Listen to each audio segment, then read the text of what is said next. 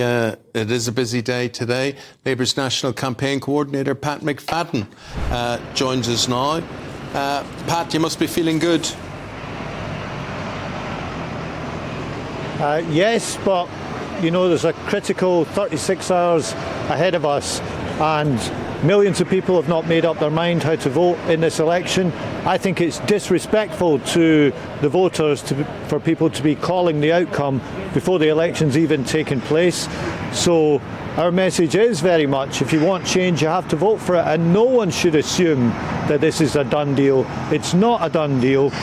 And the only way people are going to get change is to turn up tomorrow, to vote for change, to vote Labour. A lot of these contests are on an absolute knife edge. So we're going to keep going and keep working from now until 10 o'clock tomorrow night. What about Boris Johnson last night? Could he instigate much change? Is he somebody you would have worried about being involved in the campaign at an earlier stage? Well, as you know, Eamon, I often use metaphors from football, and one of my metaphors is you can only play the team in front of you. So that's up to the Conservatives. And the one thing I did notice was that the show of unity didn't last very long. I've had boiled eggs that have taken longer than that last show of unity last night lasted, because this morning in the Daily Telegraph, Suella Braverman is writing that they've got it all wrong, and they've got the direction wrong, and they've got their relationship with the Reform Party wrong, and so on.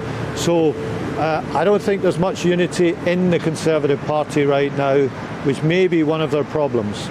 Well, let's stay on Boris Johnson, shall we, in his comments last night. A warning that a big Labour win is pregnant with horrors, he said. He described Sir Keir Starmer as Corbyn's disciples and the Labour Party as Corbynistas. But he has tapped into a genuine fear there, hasn't he, Pat McFadden, amongst the electorate, that if Labour wins, and we see a Labour government on Friday, they fear this lurch to the left. Has the Labour Party really changed from the party that we saw in 2019? That is just 5 short years.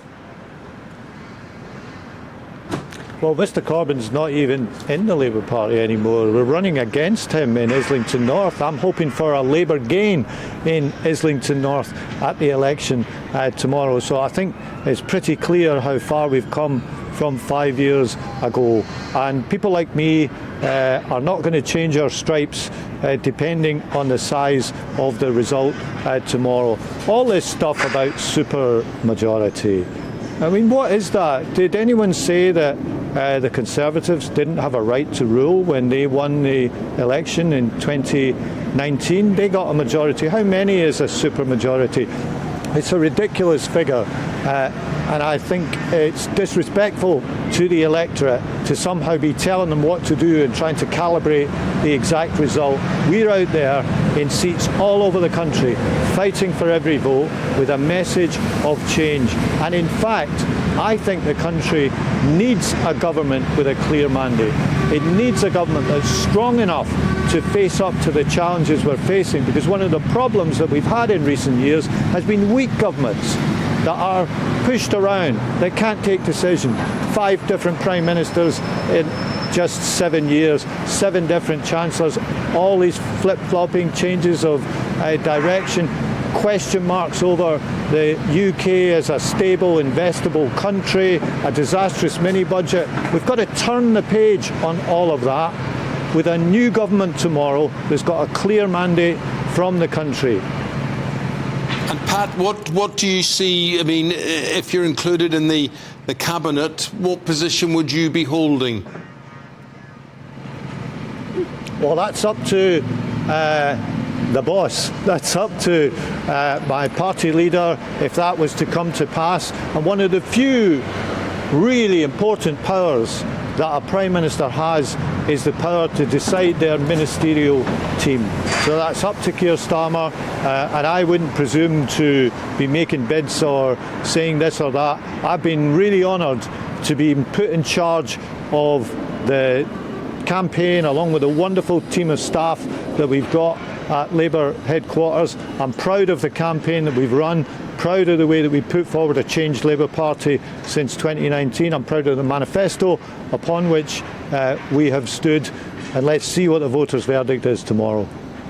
But there must also be an air of nervousness in the Labour Party as well, that if the polls are correct, if you do come in on Friday, it's a bleak situation that you are inheriting in terms of public finances. There's not that groundswell of enthusiasm and excitement like there was for Tony Blair in 1997.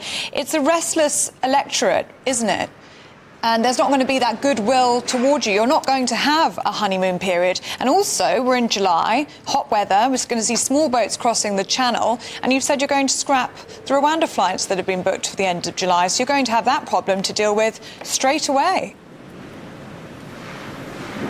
Oh, I could give you a longer list than that. There are many problems, the ones you cited, and many, many more. And they're a reflection of a difficult situation that we'll inherit economically, perhaps the most difficult situation in living memory.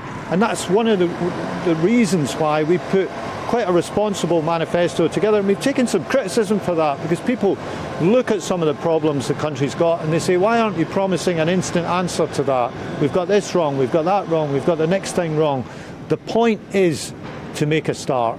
The point is to begin. And the one thing you can be sure of is if the polls were wrong and the Conservatives were re-elected tomorrow, nothing would change.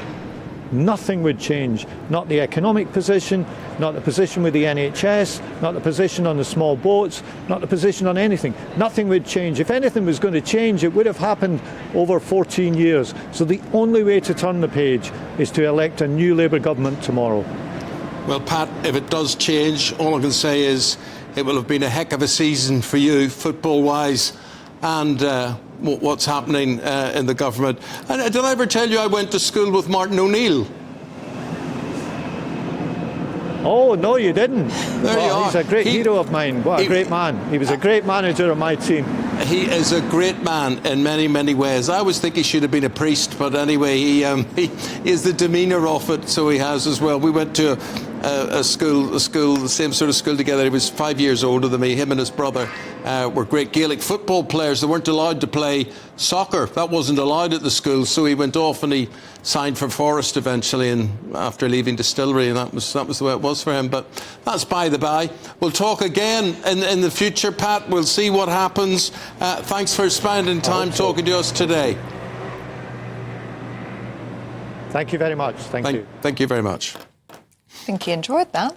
Little tail at the end there. I just suddenly realised I was talking to him. I could have gone on. He's a Celtics football supporter. Oh, right, so he is. OK. And my nephew runs one of the restaurants at Parkhead, Celtics. So I was about to start saying, do you know my nephew? You'll know my nephew as well. It was all going to go like that. Wow. But look, listen, all these politicians, you know, some of them are going to be in jobs, some of them are going to be out of jobs, and that is the dangerous thing. I suppose it is like being a TV presenter. One moment you have a job, and the next minute you don't. What do you do after that? What way do you retrain? What job do you take up? What are they going to do? Yeah. It is going to be life-changing for people who become MPs for the first time and people who have been MPs for a long time and who lose their jobs. But it's all supposedly for our good. They're there to run our country. Yeah, and it could be all change on Friday. And you'll be here with Isabel, taking everybody through it.